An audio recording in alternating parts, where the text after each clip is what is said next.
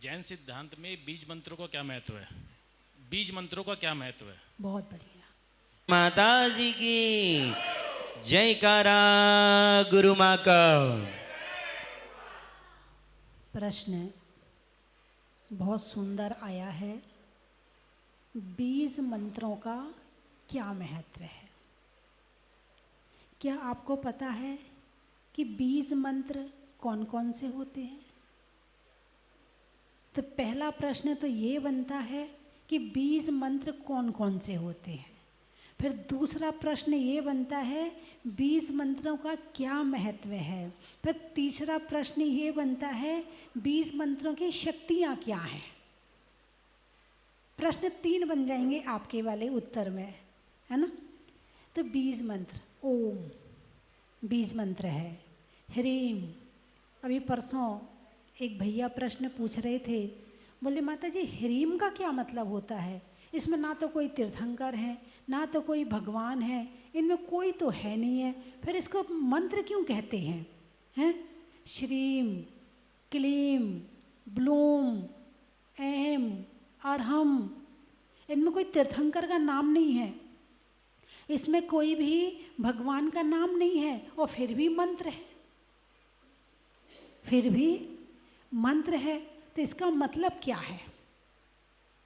अब मैं चल रही थी, पहाड़ से उतर रही थी, उस समय उन्होंने ये प्रश्न पूछा। अब उस समय तो जवाब नहीं दे सकती थी, लेकिन उनके प्रश्न का उत्तर आपके प्रश्न से मिल जाएगा कि ह्रीम का क्या महत्व है। ये बीज मंत्र होते हैं। जैसे कि आपने प्रश्न किया बीज मंत्र, बीज क्या है? बीज जानते कि नहीं जानते? बीज क्या है? बीज जैसे गेहूं का बीज, दाल का बीज, सब्जी का बीज, फल का बीज, है ना। बीज अब आपके हाथ में रखा है तो वो बीज है, आपके हाथ में रखा है तो वो बीज है। उस बीज को उसकी योग्यता के अनुसार स्थान मिल जाए, उसकी योग्यता के अनुसार वातावरण मिल जाए, उसकी योग्यता के अनुसार उसे हवा पानी मिल जाए, तो वो एक बहुत बड़ा पेड़ बन जाएगा। कौन? अरे बोलिए ना, बीज, है ना। वो पेड़ बन जाएगा, और पेड़ बनेगा, अनेक फलों को देगा। कौन? एक बीज। एक बीज में कितनी ताकत है भाई? तुम्हारे पिताजी ने या तुम्हारे दादाजी ने आम का बगीचा लगाया था, कितने साल पहले लगाया था? 100 साल पहले लगाया था। उसके फल कौन कौन खा रहा है? तुम्हारे पिताजी ने उसके फल खाए, तुम उसके फल खा रहे हो, तुम्हारी आने वाली पीढ़ी उसके फल खाएगी। कितने बीज लगाए थे?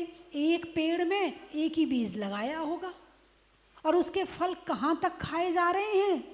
खा भी रहे हैं। ऐसा नहीं है कि एक आम के पेड़ का फल एक ही व्यक्ति खा सकता है, नहीं, उसमें इतने फल होते हैं कि तुम कितने दिन तक खा लो, और तुम्हारे पड़ोसी खा लें, और बाजार में बेचाओ तो और लोग खा लें।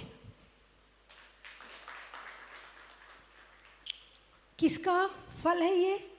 एक बीज का। एक बीज का, एक बीज में कितनी ताकत है? एक वट का वृक्ष है, वट का पेड़ देखा आपने? कितना बड़ा होता है, हजारों साल जीता है, हजारों करोड़ों लोगों को छाया देता है, हजारों जीवों को आश्रय देता है, हजारों पंछियों को आश्रय देता है, हजारों बंदर उस पर रह के जा चुके हैं, हजारों चिड़िया, हजारों कौवा कबूतर उस पर बैठ चुके हैं, लाखों उस पर चींटियाँ रह चुकी हैं, हजारों। एक बीज का वो पेड़ है, कितनों को आश्रय दे रहा है। बीज एक है, और उसका जो फल है, उसकी जो छाया है, उसके जो बड़े होने के बाद में उसका जो लोगों को जो लाभ मिलता है, उसकी कोई गिनती नहीं है। ठीक ऐसे ही बीज मंत्र होते हैं। क्या होते हैं? बीज मंत्र होते हैं। ओम अपने आप में अभी कुछ नहीं है, लेकिन ओम की यदि साधना करी जाए तो केवल ज्ञान की प्राप्ति हो जाए। ओम की यदि साधना करी जाए तो आत्मा परमात्मा बन जाए। यदि बीज मंत्रों की साधना करी जाए तो कर्मों का नाश हो जाए। ओम को यदि जैसी साधना कही गई है यदि वैसी करी जाए तो सारे दुख खत्म हो जाएं। यह है बीज मंत्रों का प्रभाव। जिसने ज्ञानार्णव ग्रंथ पढ़ा है उसे पता है कि बीज मंत्र क्या होते हैं। और जिसने नमोकार मंत्र एक अनुचिंतन, एक किताब है पंडित नेमीचंद जी के द्वारा, ज्योतिषाचार्य नेमीचंद जी के द्वारा लिखित है। और ये किताब बड़ी अच्छी किताब है, मैं भी 2 बार पढ़ चुकी हूँ। बहुत अच्छी किताब है। इसमें शब्द क्या हैं, तुम जो बोलते हो ना, उनकी शक्तियाँ क्या हैं वो बताया है। अब शक्तियों को पैदा किया जाता है। जैसे मैंने पहले भी बताया, यदि बंदूक की एक गोली को आप यूँ फेंक कर किसी को मार दो कुछ नहीं होगा, और बंदूक में लगा के मारो सामने वाला बचेगा नहीं। ऐसे ही ये बीज मंत्र आप दिन भर बोलते हो कोई प्रभाव नहीं है, लेकिन इनकी साधना करी जाए तो ये ही तुम्हारे पापों को क्षय करने में और दुख को दूर करने में तुम्हारी सहायता कर सकते। ये है बीज मंत्रों का प्रभाव। इनकी साधना करी जाती है।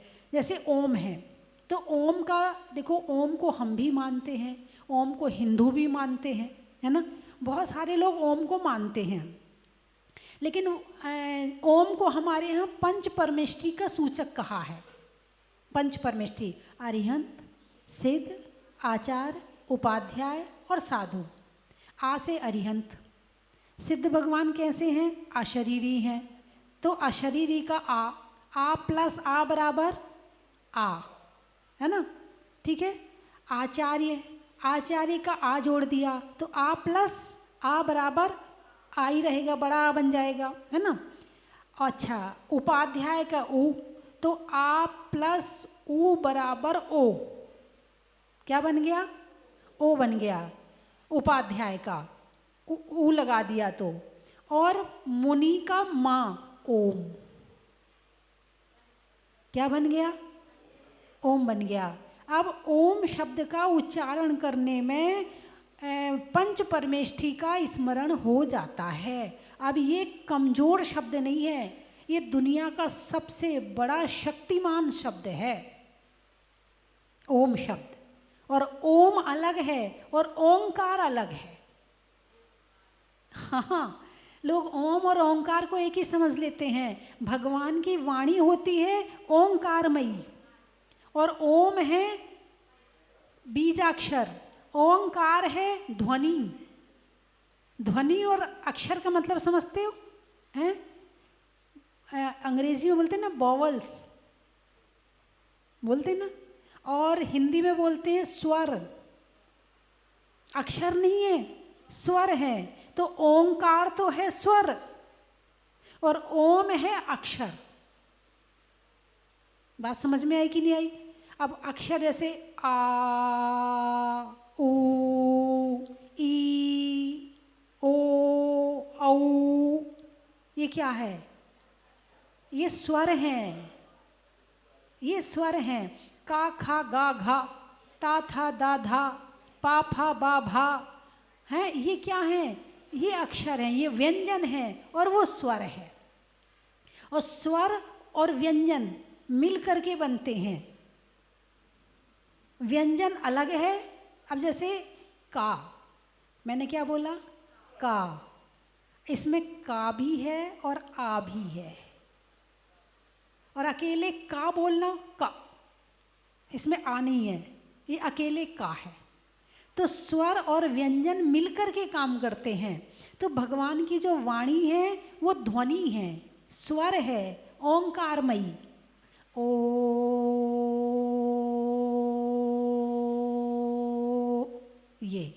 ये भगवान की वाणी ऐसे खिरती है। और जो ओम है वो व्यंजन है, ओम। क्या है?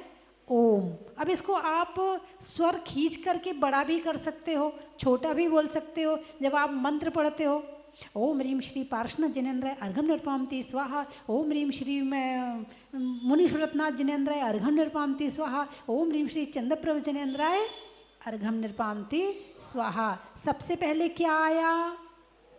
ओम आया। ओम को क्यों रखा? क्योंकि उसमें पंचपरमेष्ठी भी है, बीजाक्षर भी है, शक्तिमान भी है, और ओम की साधना तो बहुत बड़ी साधना है।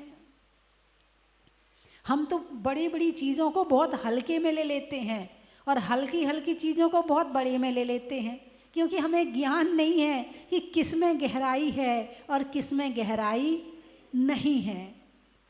अब आप लोग शब्दों के अंदर घुसते नहीं हो, नहीं तो मोबाइल की ज़रूरत ही ना पड़े। ये शब्द ही तुम्हारा मनोरंजन कर लें, ये शब्द ही तुम्हारा को ध्यान करा दें, ये शब्द ही तुम्हें दूसरे से मित्रता करवा दें, ये शब्द ही तुम्हें दूसरे से शत्रुता करवा दें। अब जैसे मनोरंजन कैसे होता? डाली डाली जिस डाली पर नज़र डाली, जालिम ने वही डाली काट डाली। हंस गए सारे। मनोरंजन हुआ कि नहीं हुआ? मोबाइल की जरूरत तो नहीं पड़ी।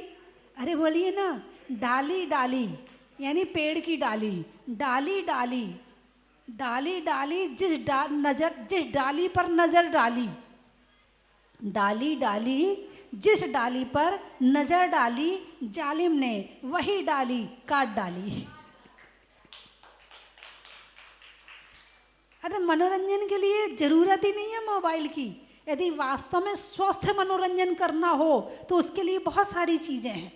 आँख फोड़ने की ज़रूरत नहीं है, उसमें तो आँख भी खराब होती है, दिमाग भी खराब होता है, विचार भी खराब होते हैं, सब खराब होता है। लेकिन वास्तव में शब्दों का मनोरंजन जो होगा उसमें कुछ खराब होने वाला नहीं है। जैसे हरि ने कही हरि ने सुनी, हरि गए हरि के पास और हरि हरि में घुस गए, हरि हो गए उदास। अब इसमें कितने हरि आ गए? हरि यानी सांप, हरि यानी मेंढक, हरि यानी हरियाली। हरि ने कही, मेंढक ने कही, हरि ने सुनी, सांप ने सुनी। हरि गए हरि के पास, सांप मेंढक को खाने चला गया। हरि गए हरि के पास और हरि हरि में घुस गए। मेंढक था वो हरियाली में घुस गया तो हरि हो गए उदास, यानी सांप हो गया उदास। बताओ, इसमें दिमाग भी लग रहा है और ज्ञान भी हो रहा है। एक शब्द के कितने अर्थ होते हैं ये भी पता चल रहा है। आप भक्तांबर पढ़ो, भक्तांबर में मात्र पानी शब्द के लिए कितने सारे पर्यायवाची शब्दों का प्रयोग किया है। मात्र पानी शब्द के लिए कहीं वारी किया है, कहीं नीर किया है, कहीं उदक किया है मतलब कई शब्दों का एक मतलब ये एक ज्ञानी की पहचान। ये एक शब्द को एक बार यूज नहीं किया है। अब लिखने वाले ज्ञानी ने लिख तो दिया, अब पढ़ने वाला कितना ज्ञानी है ये देखते हैं। उसे पता ही नहीं है पढ़ के आ रहे हैं, वैसे लिख दिया है इसलिए पढ़े जा रहे हैं। फुर्सत ही नहीं है अर्थ समझने की। तो बीजाक्षर, तो वैसे तो हर शब्द बीजाक्षर है, फिर भी कुछ विशेष शब्दों को बीजाक्षर में लिया गया है ना। ओम ह्रीम श्रीम क्लीम फट, फट शब्द भी, अब इसमें सब चीज़ अलग होती है। उच्चाटन का मंत्र अलग होता है, सम्मोहन का मंत्र अलग होता है ना, और ध्यान करने के लिए अलग तरीका होता है। इसमें सब चीज़ अलग, एक बहुत बड़ी दुनिया है शब्दों की, बहुत बड़ी दुनिया है। अब आजकल के लोग पता नहीं किस दुनिया में जी रहे हैं। बस सजने सवर लो, सज लो सवर लो, अच्छा खा लो, अच्छा पहन लो, थोड़ा घूम घाम आओ, थोड़ी मस्ती कर लो, थोड़ा दोस्तों से मिल लो, थोड़ा सा बस इसमें ही ज़िंदगी निकाल देते हैं। शब्दों के अंदर तो घुस ही नहीं पाते हैं। जिन शब्दों को तुम बोलते हो उन शब्दों को तुम जानते नहीं हो। कुछ समझ में आया? सुबह से शाम तक किसका प्रयोग करते हो? बोलिए ना। शब्दों का प्रयोग करते हैं सुबह से शाम तक और उन शब्दों को जानते ही नहीं है। शब्दों में खाते हैं, शब्दों में सोते हैं, शब्दों में विचार करते हैं, शब्दों में पहनते हैं, शब्दों में बुलाते हैं, शब्दों में भगाते हैं, शब्दों में लड़ते हैं, शब्दों में प्रेम करते हैं, शब्द पूरे दिन प्रयोग करते हैं और उसे ही नहीं जानते कि इसकी शक्ति क्या है। और इसकी शक्ति का पता चल जाए तो धर्म की शुरुआत हो जाए। अरे बोलिए ना, आजकल तो लोग किताब पढ़ना पसंद नहीं करते हैं। माता जी बस सब मोबाइल में है ना, क्या करेंगे? नहीं नहीं, ये किताब मोबाइल में नहीं, आप डलवा दो, हम उसी में पढ़ लेंगे। लेकिन ध्यान रखना, मोबाइल में पढ़ने का प्रभाव और किताब पढ़ने का प्रभाव दोनों का अलग है। जब वो तुम्हारी मोबाइल की लाइट आंखों में चौंध मारती है ना, तो वो भी अंदर जाती है और उसमें जो शब्द लिखे होते हैं वो उतने अंदर नहीं जा पाते हैं जितने अंदर जाने चाहिए, क्योंकि लाइट की वजह से उन शब्दों को अंदर जाने में उतना स्थान नहीं मिल पाया है, क्योंकि वो स्थान लाइट ने ले लिया है। और जब किताब पढ़ते हो तो कोई चौंध नहीं है, उसमें कोई लाइट नहीं है और आराम से पढ़ रहे हैं। जितनी लाइट की ज़रूरत है वो मिल रही है और उसमें आराम से पढ़ रहे हैं। तो किताब ही पढ़नी चाहिए। कितना भी मोबाइल आ जाए, किताब तो किताब ही रहेगी। अब जैसे कि मान लो शास्त्र है, शास्त्र पढ़ने के लिए विनय बताई, शास्त्रों में क्या लिखे हैं? अरे बोलिए ना, अक्षर ही लिखे हैं। शास्त्रों में क्या लिखे हैं? अक्षर ही लिखे हैं। तो शास्त्र पढ़ने की कैसे क्या तरीका है? शास्त्रों को दोनों हाथ से उठाओ, फिर यहाँ टेबल पे विराजमान करो, फिर नमस्कार करो, है ना, फिर मंगलाचरण करो, उसके बाद 9 बार नमोकार मंत्र पढ़ो, आचार्यों को वंदन करो, श्रुत भक्ति करो, उसके बाद शास्त्र पढ़ना शुरू करो। आराम से खोलो और बंद करो। अब शास्त्र पढ़ने का तरीका ये है। अब आप मोबाइल में शास्त्र पढ़ते हो तो क्या ऐसा करोगे, मोबाइल को यहाँ रखोगे, फिर उसे नमस्कार करोगे, फिर 9 बार नमोकार मंत्र पढ़ोगे? ऐसा करोगे क्या? नहीं करोगे, हैं? तो कहने का मतलब ये है कि मोबाइल तो मोबाइल ही रहेगा चाहे कुछ हो जाए, और शास्त्र शास्त्र ही रहेगा चाहे कुछ हो जाए। और जो शास्त्र लिखे गए हैं ना, कैसे लिखे गए हैं? जंगल में बैठ के लिखे गए हैं, जहाँ लाइट नहीं थी, जहाँ मोबाइल नहीं था, जहाँ और किसी तरह के कृत्रिम साधन नहीं थे, वो पूरी प्राकृतिक व्यवस्था थी। ऐसे स्थान पर बैठकर शास्त्र लिखे गए हैं। और मोबाइल में तो सारी चीज़ कृत्रिम है, वो ओरिजिनलिटी कहाँ से आएगी? तो ओम बीजाक्षर है, ह्रीम बीजाक्षर है, अरहम बीजाक्षर है, श्रीम क्लीम ये बीजाक्षर हैं। और इन बीजाक्षरों के सबके जो इनमें से जो ऊर्जा निकलती है, आपने अग्नि की लपटें देखी हैं? जब अग्नि जलती तो कैसे लपटें निकलती ना, है ना? ऐसे ही इन अक्षरों में से ऊर्जा निकलती है। कोई अक्षर में से ठंडी ऊर्जा निकलती है, किसी में से गर्म निकलती है। जैसे हा, जो हा शब्द है इसमें से गरम गरम निकलती, गरम है, ये हीट वाला शब्द है, गरम है। आप इसको ह्रीम ह्रीम ह्रीम ह्रीम बार बार कहो, गर्मी आ जाएगी। माँ शब्द है, ना शब्द है, ये ठंडा है। नमो ठंडा, अरी हन ताड़म, हा गरम हो गया। कुछ रुक्ष हैं, कुछ चिकने हैं, कुछ हल्के हैं, कुछ भारी हैं। इस शब्दों की प्रकृति है, शब्दों का स्वभाव है। तो इन शब्दों के स्वभाव को जानने के बाद ही मंत्र बनाए जाते हैं। मंत्र वही बना सकता है जो शब्दों के स्वभाव को पहचानता है कि कौन सा शब्द उच्चाटन के लिए है। यानी कोई शक्ति आ रही है तुम्हारे पास और तुम मंत्र पढ़ लो, वो शक्ति तुम्हारे पास आ नहीं सकती है, भाग जाएगी। और किसी शक्तियों को आकर्षित करना है तो कौन सा मंत्र पढ़ना पड़ेगा? जो शब्दों को जानता है वो ही मंत्र बना सकता है। शब्दों की दुनिया, मंत्रों की दुनिया एक बहुत बड़ी दुनिया है। शुरू करें। वंदामी माता जी। ये बोल रहा है, हाँ बोलो, शुरू करो। वंदामी माता जी, सुबह शाम को जो इस भाव से सोने जा रहे थे, रात को करीब 11 बजे, कोई विचार नहीं था यहाँ आने का। 11 बजे हमारे छोटे भाई तन्मय का आज जन्मदिन था, तो उसके जन्मदिन के लिए जस्ट एक फ़ोन आया कि भाई माता जी के दर्शन करने की बड़ी तमन्ना है और आशीर्वाद लेने की है। तो रात को 11 बजे बस जस्ट बैठे बैठे सब फ़ोन घुमाए गए और एक बस जस्ट हो गया। 15 मिनट के अंदर हम सब लोग इकट्ठे हो गए, कलेक्ट हो गए और सुबह बात हो गई कि 4 बजे उठ के, और 4 बजे उठ के यहाँ से निकलना है, 5 बजे यहाँ से निकलेंगे और 6 बजे यहाँ माता जी के पास, सुबह 6 बजे यहाँ पधार गए माता जी के पास। माता जी के पास आए थे केवल दर्शन के लिए और इसको आशीर्वाद दिलवाने के लिए।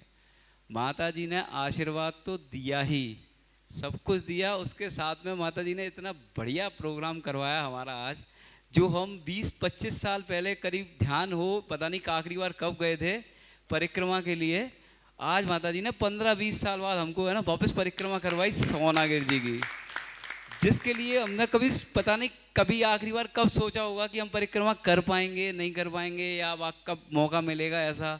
आज माता जी ने स्वतः ही, पता ही नहीं कब हो गया, माता जी ने कहा ऊपर नहीं जाएंगे, पहले परिक्रमा करेंगे। परिक्रमा करवा दी। फिर उसके बाद परिक्रमा इतनी फुर्ती से हुई, हम उम्मीद नहीं कर रहे थे, क्योंकि हमारे पास समय कम था, हम बिल्कुल उम्मीद नहीं कर रहे थे कि परिक्रमा करके हम ऊपर भी दर्शन करने जा पाएंगे। परिक्रमा इतनी जल्दी करवा दी माता जी के साथ। हम जनरली परिक्रमा करते हैं 1.5 घंटे के अंदर परिक्रमा हो पाती है, माता जी ने 40 मिनट में, 50 मिनट में हमारी पूरी परिक्रमा संपन्न करवा दी। उसके बाद इतना समय बच गया कि हम ऊपर भी जाके श्री जी को धोख लगाया है, और श्री जी को भी धोख हो गया, परिक्रमा भी हो गई। और हम एक छोटा सा क्षमावाणी का एक प्रोग्राम जो मुरार नगरी में करने जा रहे थे, उसके लिए विमोचन के लिए भी गा रहे थे, तो हाँ उस तरह से वो भी विमोचन भी हो गया। अब माता जी से बस यही तमन्ना, वो प्रश्न था कि जब हम समस्याओं में गिर जाते हैं, हम ईश्वर की भक्ति सदैव ही करते रहते हैं, लेकिन है ना जब समस्याओं में गिर जाते हैं तब ईश्वर कुछ अधिक याद आने लगता है, तब ईश्वर कुछ अधिक याद आने लगता है। समस्याओं में गिर जाते हैं जब, वैसे समस्याओं में नहीं होते तो जनरली जीवन में थोड़ा सा आज चले गए मंदिर, कल चले गए, दर्शन कर लिया, और जब समस्याओं में अधिक गिर जाते हैं ना तो ईश्वर बहुत जल्दी नज़दीक पहुंच जाते हैं ईश्वर के। तो समस्याओं का रहना अच्छा है कि समस्याओं का ना रहना अच्छा है? समस्याओं का रहना अच्छा है या ना रहना अच्छा है, ये बात बिल्कुल सही है। सुख ने कितनों को धर्मात्मा बनाया पता नहीं, पर दुख ने बहुतों को धर्मात्मा बना दिया।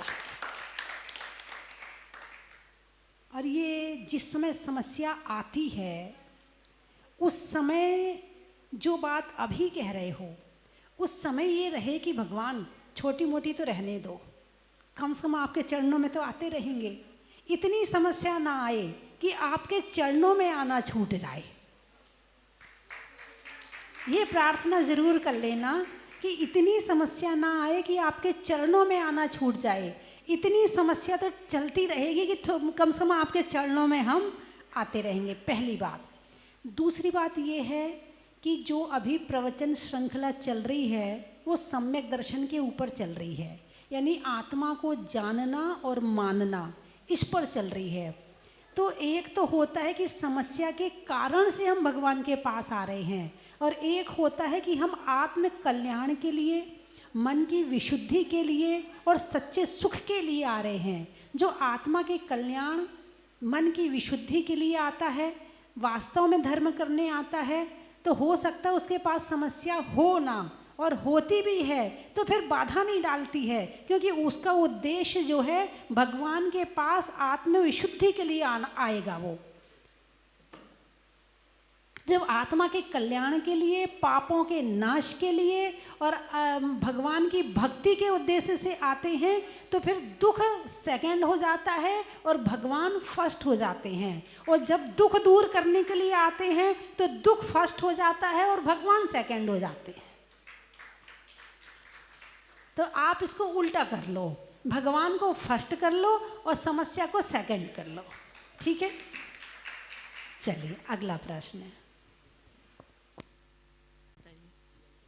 एक माता जी, मैं अपने जीवन में अपने परिणामों को निर्मल और पवित्र बनाने की बहुत प्रबल इच्छा रखती हूँ, परंतु सांसारिक जीवन में डूबे हुए, आकंठ तक डूबे हुए हैं। ऐसे स्थिति में परिणाम जो है, जैसे प्रतिकूल परिस्थितियाँ आती है तो यह आत्मा प्रभावित हो जाती है, उस पर असर पड़ता है। तो यह आत्मा किस तरीके से उन प्रतिकूल परिस्थितियों में समता धारण करने की शक्ति कैसे पैदा करूं कि मेरे परिणाम निर्मल पवित्र बने रहें, यही मेरी भावना है माता जी। वंदामी माता जी। देखिए हैं, एक सोना और एक पीतल। यदि पीतल को बाहर रख दोगे तो पीले रंग से कैसा रंग हो जाएगा? काला हो जाएगा। और सोना को रख दोगे तो है, पीतल प्रभावित होता, पर से भावित होता है, यानी प्रभावित होता है, और सोना पर से भावित नहीं होता, यानी प्रभावित नहीं होता। तो जो पर से भावित हो जाते, प्रभावित हो जाते हैं, इसका मतलब ये है कि अभी हम अपने में नहीं हैं, हम दूसरे में पहुंच गए। सामने वाले ने जैसा कहा हम उसके अनुसार चल रहे हैं, और यदि हम उसके अनुसार नहीं चलते हैं, जो हमारी साधना है इतनी हो जाए, इतनी बढ़ जाए कि सामने वाला हमें प्रभावित ना कर सके, तो उसका नाम ही धर्म है। और वो साधना एक दिन में नहीं होगी, धीरे धीरे धीरे धीरे धीरे धीरे करके होगी। भाई एक दो व्यक्तियों की लड़ाई होती है, बैर बन जाता है, देख लूँगा तुझे, जेल भिजवा दूंगा तुझे, लड़ाई हो गई, जब चाहे मेरा मकान बिक जाए मगर तुझे नहीं छोड़ूंगा। एक धर्मात्मा है, लड़ाई हो गई, थोड़ी देर तो गुस्सा रहा, चल कोई बात नहीं है, जो हो गया सो गया, भूल जाओ, कोई बात नहीं, तुम भी भूल जाओ, हम भी भूल जाएं, दोनों साथ फिर से मिल के रहते। ये धर्म से जो शक्ति आती है, जो भावना बनती है, वो ऐसी बनती है। तो धर्म गए, अरे क्या बात है, क्या बात है, बहुत बढ़िया, बहुत आशीर्वाद है। अब खड़े हो जाओ, पहले प्रश्न कर लो, है ना। हाँ, ललित जी भी आ गए, अनुज जी भी आ गए, प्रश्न कर लो, है ना। हाँ, ललित जी भी आ गए, अनुज जी भी आ गए, कोषाध्यक्ष जी भी आ गए। हाँ, अभी बाद में, बाद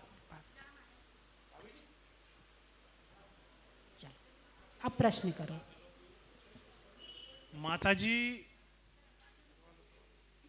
जब पुण्य का उदय आता है और हमारे भाव बनते हैं, सवेरे 6:30 बजे हम यहाँ पर, रात 10 बजे चल के यहाँ पर पहुँचे सीधे, और 11 जने थे, तो सब जल्दी जल्दी धर्मशाला में रुककर, और 20 मिनट के अंदर 11 के 11 जने नहा धोगे, सब रात के जागे हुए थे। और जब हमने वहीं पे पता किया कि माता जी के दर्शन कर ले पहले, कि माता जी तो ऊपर वंदना के लिए जा चुकी है, तो हम जल्दी जल्दी भागे भागे वंदना को चले गए, माता जी वहाँ भी नहीं मिली। तो मन में ये था कि माता जी के श्रीमुख से शांति धारा होगी और आनंद का हमारे अंदर प्रचार होगा। माता जी, मेरा प्रश्न ये है कि मन, दिमाग और दिल, ये 3 चीजें हमारे अंदर विराजमान हैं, इन तीनों के अलग अलग क्या कार्य हैं, इस बारे में थोड़ा सा हमारी शंका को दूर करें। चलिए वहीं बैठ जाएं, वहीं बैठ। कहाँ रहता है? सबसे टॉप फ्लोर पर है, सबसे ऊपर रखा गया है, सबसे कीमती चीज़ है। हाथ नहीं होगा काम चल जाएगा, पाँव नहीं होगा काम चल जाएगा, लेकिन दिमाग नहीं होगा तो काम नहीं चलेगा। यानी दिमाग केवल मनुष्यों को मिला है। किसको मिला है? चींटी का दिमाग है क्या? मच्छर का, मक्खी का, पशुओं में गाय भैंस का है, उनका है, मगर डेवलप नहीं है। लेकिन जितना दिमाग, ये नसें, इन सबको क्या कहते हैं? दिमाग। बोले तेरा दिमाग खराब हो गया क्या? कहते हो ना? ये नहीं कहते तेरा मन खराब हो गया क्या? क्या कहते हो? दिमाग खराब हो गया क्या, है ना? तो ये तो हो गया दिमाग। और रही बात मन की, तो जो सोचने समझने की क्षमता है, हे और उपादेय का ज्ञान है, अच्छे और बुरे का ज्ञान है, ये काम मन का है। और दिल का काम है धड़कना, धड़ धड़ धड़ धड़ धड़। बस तुमने अच्छा सोचा तो शांति से धड़क रहा है, और ज़्यादा गड़बड़ सोच लिया तो बस जोर जोर से धड़कता है। जो धड़कता है वो दिल है। दिमाग, दिल, दिमाग और आ गया समझ में? मन का काम है अच्छे बुरे की पहचान करवाना, हे उपादेय का ज्ञान करवाना। और दिमाग, जो कि दिमाग को नसों का एक, जिसमें मन काम करता है, जिसके माध्यम से मन काम करता है, उसका नाम है दिमाग। और जो धड़कता है, बोलते हैं ना दिल धड़क रहा है, क्या कहते हो? दिल। हमारे यहाँ उसे संस्कृत में, हिंदी में हृदय कहते हैं। हमारे यहाँ दिल शब्द प्रयोग नहीं करते, हमारे यहाँ हृदय कहते हैं उसे, है ना? तो वो आप जानते ही, हार्ट, इंग्लिश में कहो तो हार्ट, हिंदी में कहो तो हृदय, दूसरी भाषा में कहो तो दिल, ये सब एक ही चीज़। ठीक है? कोई और प्रश्न? बालेश जी, आपका कोई प्रश्न नहीं है ना? आज हमारे बीच में बालेश जी और बालेश जी का परिवार, उनके सुपुत्र हरिद्वार से आए हुए हैं। और हरिद्वार 2004 का, हरिद्वार का पहला चतुर्मास था, हरिद्वार का। और मेरा भी पहला मान लो, है ना? तो और हरिद्वार बड़ा अचानक चतुर्मास हुआ था। बालेश जी, मैं मंदिर में बैठी थी मेरठ में, बालेश जी आए तो बदनामी करी। तो मैंने कहा आप बहुत दिनों से आई नहीं। बोले हम नाराज़ हैं आपसे। मैंने कहा आप नाराज़ हो? मैंने कहा पूछा क्यों? बोले वो आपने पिछली बार हमने आपसे चतुर्मास के लिए कहा था तो आपने किया नहीं था। तो मैंने कहा भाई, बोले अब किस लिए नहीं किया था, वो कारण कुछ और था। तो मैंने कहा नहीं नहीं, मेरे लिए ऐसा कारण नहीं हो सकता, मैं तो कर लूँगी। बोले आप चतुर्मास कर लोगी? मैंने कहा नहीं नहीं, फिलहाल तो इस बार मेरा कहीं और होने का है, अभी आप मत करो। तीसरे दिन ये तो कमेटी को ले आए। अब तीसरा दिन हुआ, कमेटी आई, भाई ठीक है चलो निवेदन तो कर ही सकते, निवेदन करने में क्या दिक्कत है। अब निवेदन हुआ। अब कुछ ऐसा प्रोग्राम बना कि जहाँ चतुर्मास होना था वहाँ नहीं हुआ, और जहाँ नहीं होना था वहाँ हरिद्वार में चतुर्मास हो गया। और जिस कारण से पिछला चतुर्मास नहीं हुआ था वो सारे कारण हट गए। और मुझे लगता है कि हरिद्वार का वो ऐसा, उनका चतुर्मास भी पहला था और मेरे हिसाब से मेरा चतुर्मास भी पहला था। ऐसा चतुर्मास हुआ था कि न भूतो न भविष्यति, क्योंकि हरिद्वार कैसा स्थान है जहाँ इतने सारे साधु संत और रहते हैं, और मतलब चारों तरफ। लेकिन वहाँ पर वहाँ की मीडिया ने इतना अधिक प्रचार प्रसार किया कि चारों तरफ वो चतुर्मास गूंज रहा था। और उसके बाद हरिद्वार से बिहार करके अम्बाला चतुर्मास हुआ, और अम्बाला के बाद का चतुर्मास फिर शामली हुआ था। शामली वाले देहरादून पहुंच गए थे जब मैं, तब तो करीब 15-20 साल हो गए। सब छोटे छोटे लगते थे, छोटी छोटी उम्र के थे। ये आए मेरे पास, बोले माता जी चतुर्मास करो शामली में। तो मैं इनकी शक्ल देखूं, ये वो चतुर्मास करवा लेंगे, इनकी उम्र क्या लग रही है। मैंने कहा देखती हूँ। नहीं हुआ चतुर्मास। फिर दूसरी बार में फिर नहीं हुआ चतुर्मास। मैंने कहा अब की बार ये कह रहे हैं, मैंने कहा भाई देखो तुम्हारे यहाँ बड़े बड़े साधु आते हैं, तो हमारा चतुर्मास तुम कैसे मतलब इतना करवा पाओगे, इतना छोटी सी मात्रा। बोले कुछ मत करना, आप तो जो है ना आहार करना और हम आहार देंगे, और कुछ नहीं करना। अच्छा भैया चलो ठीक है। अब चतुर्मास हो गया, और शामली का चतुर्मास भी एक ऐतिहासिक चतुर्मास हुआ था। समय शिखर की रचना और समोशरण की रचना, पावापुरी की रचना, प्रतिदिन कुछ ना कुछ कल्पद्रुम महामंडल विधान का होना, पूरी समाज का उसमें बैठना आनंदमय था। हाँ, तो इस तरह से वहाँ का चतुर्मास भी बहुत अच्छा हुआ। और हरिद्वार का भी अविस्मरणीय चतुर्मास, भूल नहीं पाएंगे उस चतुर्मास को भी, बहुत अच्छा चतुर्मास हुआ था। और उसमें हमारे बालेश जी पूर्ण रूप से पूरा परिवार समर्पित होकर चतुर्मास में लगा हुआ था।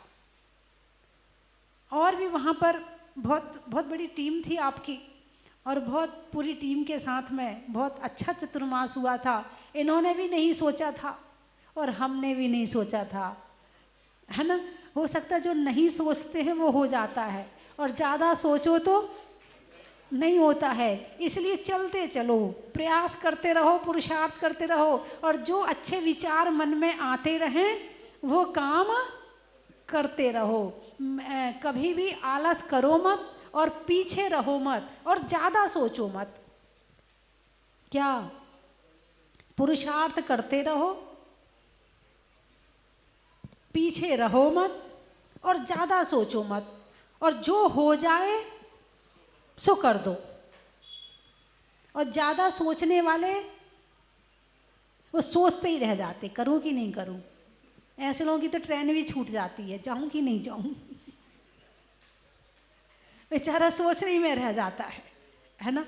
और आपके द्वारा, बालेश जी के परिवार के द्वारा जहाजपुर में मानस स्तंभ की जो रचना हुई है वो भी आपके परिवार के द्वारा हुई है। चलिए, और आज के शंका समाधान कार्यक्रम के अंतिम समय हो गया, आप रह गए। अंतिम प्रश्न के वक्ता के रूप में बुलाना चाहूँगा संतोष कुमार जी, गुना मध्य प्रदेश से आए और अपनी मेरी शंका है, सोहम जाप का क्या फल है एवं इससे क्या ऊर्जा प्राप्त होती है? सोहम जाप का क्या फल है? सोहम, सह यानी वह, और अहम यानी मैं। इसको जब मिला देते हैं, सह और अहम को मिला देते हैं तो सोहम बन जाता है। तो भगवान जैसे आप हो वैसा मैं हूँ, सा अहम, जैसे आप हो वैसा मैं हूँ। और इस जाप को करते रहो तो बस भावना ये बनी रहती है कि मैं भी भगवान जैसे हूँ, और अभी नहीं हूँ, मैं भगवान बन सकता हूँ, ऐसा विचार मन में आता रहता है ना। आलोक जी। आर्य के श्री स्वस्ति भूषण माता जी के चरणों में कोटि कोटि वंदामि। माता जी लगभग 17 वर्ष हो गए, ये मेरा दुर्भाग्य रहा, ये कैसे भी कह लीजिए, मुझे आपके दर्शन प्राप्त नहीं हो पाए। मैं तो इसको अपना दुर्भाग्य ही मानूंगा। कई बार कोशिश की, शामली से तो हर साल बस आती है। कई बार कोशिश की, कई बार मन भी गया, 1-2 बार पंकज जी को भी कहा मैंने, मैं आपकी बार मुझे माता जी के पास जरूर ले जाना। बाकी ये मेरा, मैं तो ये मानता हूँ मेरा ही आलस रहा है जो मैं आपके दर्शन का सौभाग्य मुझे नहीं मिल पाया है। आज आपकी कृपा से, भगवान की आशीर्वाद की अनुकंपा से मुझे आपके दर्शन का सौभाग्य प्राप्त हुआ है। ये मेरे जीवन की सबसे महत्वपूर्ण घटना है। मेरे मन में एक थोड़ी सी जिज्ञासा है, प्रश्न तो नहीं है, इतना मैं बुद्धिमान नहीं हूँ। आमतौर पर हम इंसान जब तक अनुकूल वातावरण हमें मिलता है हम प्रसन्न रहते हैं, सबसे अच्छी तरह बात करते हैं। बाकी जिस समय प्रतिकूल कोई बात हमारे सामने हो जाती है, हमारे प्रतिकूल, तो हम अपना संयम खो देते हैं, हमें बुरा लगता है। इसका क्या उपाय है जो हमें? ये प्रश्न बड़ा गहरा है कि प्रभावित ना हो, बस वही बात आई थी, है ना। जैसे लोहा है, लोहा कीचड़ में जाता है तो जंग लग जाती है ना। और सोने को कीचड़ में डाल दो तो जंग नहीं लगती। तो जब तक हम मोहिनी कर्म से बंधे हुए हैं, कौन से कर्म से? मोहिनी कर्म से। जब तक हम, मोह का मतलब दूसरे से अटैच होना, खुद को छोड़कर दूसरे से अटैच होना, जब तक दूसरे से तार हमारे जुड़े हुए हैं तब तक सामने वाला की ऊर्जा हमारे अंदर आती है और हम प्रभावित होते हैं। और उस तार का कनेक्शन काट दो तो वहाँ से ऊर्जा नहीं आएगी और हम प्रभावित नहीं होंगे। तो जैन धर्म में जो धर्म में साधना बताई है, देव पूजा, गुरु उपासना, स्वाध्याय, संयम, तप और दान, आप इन 6 आवश्यक का पालन आत्मा की गहराई से करो, आपके सारे प्रश्नों के उत्तर अपने आप मिल जाएंगे, है ना। चलिए, और कोई प्रश्न है? खत्म हो गए? जय बोले परम पूज्य गणनीय हरि का गुरु में स्वस्ति भूषण। रहने में मकान का, माइक तेज करना थोड़ा। रहने में मकान का, खेत में धान का और आज के शंका समाधान का बड़ा ही महत्व है।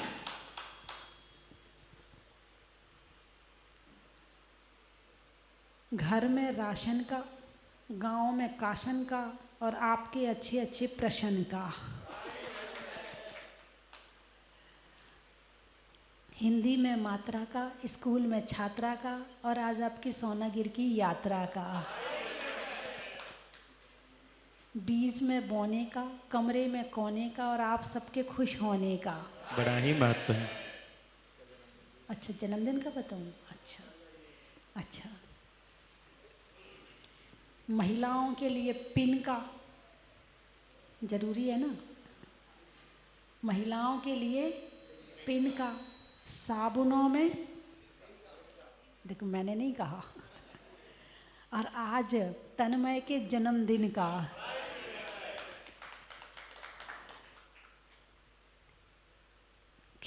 पानी की धार का, साधुओं के बिहार का और आने वालों में हरिद्वार का। अच्छा, परिक्रमा का। पेड़ में तना का, गर्मी में पना का और आज की परिक्रमा का।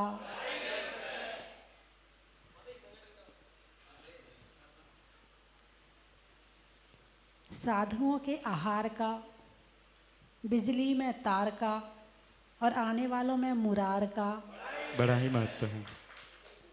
फूल में कली का, तपस्या में बाहुबली का और आने वालों में शामली का। बड़ा ही महत्व है। गुना का, अनाज में चना का और आने वालों में नौगमा का। बड़ा ही महत्व है। 12 सिवनी, रिश्तों में नानी का, पीने में पानी का और आने वालों में 12 सिवनी का। बड़ा ही महत्व है। आम की बौर का, नेता में दौर का और आने वालों में इंदौर का। महीनों में मई, खेत में खाद का और आने वालों में अहमदाबाद का। बड़ा ही महत्व है।